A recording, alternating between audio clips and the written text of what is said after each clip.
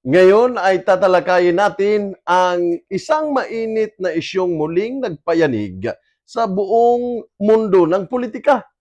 Ang pahayag ni dating Executive Secretary Lucas Bersamin kaugnay ng umano'y 52 bilyong budget insertions.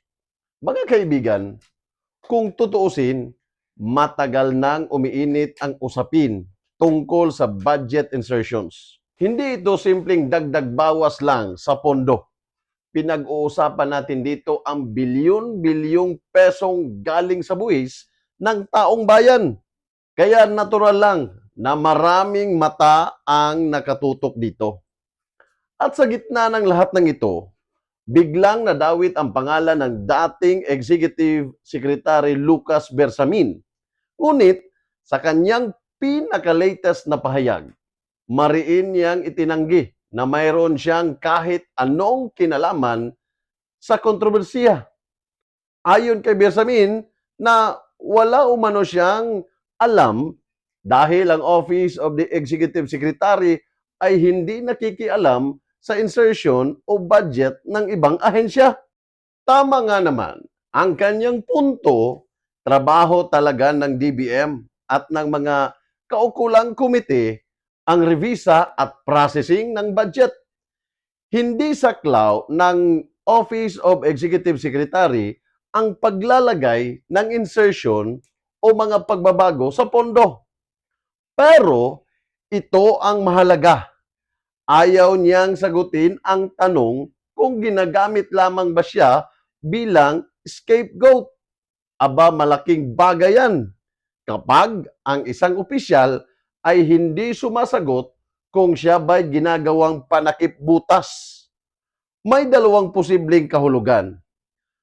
Una, ayaw niyang magbigay ng intriga. O pangalawa, may alam siyang mas malalim pero hindi niya gustong pag-usapan. Dagdag pa niya, kapag nagkaroon ng demanda, haharapin niya ng buong puso ang kaso para linisin ang kanyang pangalan. Ang tanong, may magsasampa ba? Kasi kung ang ingay lang ng social media ang ebidensya, kulang yan sa korte.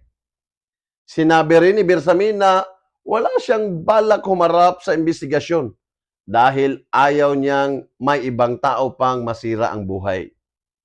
Ito ang pahayag na medyo mabigat intindihin. Bakit hindi siya willing magpa-imbestiga kung gusto niya talagang malinawan ang issue?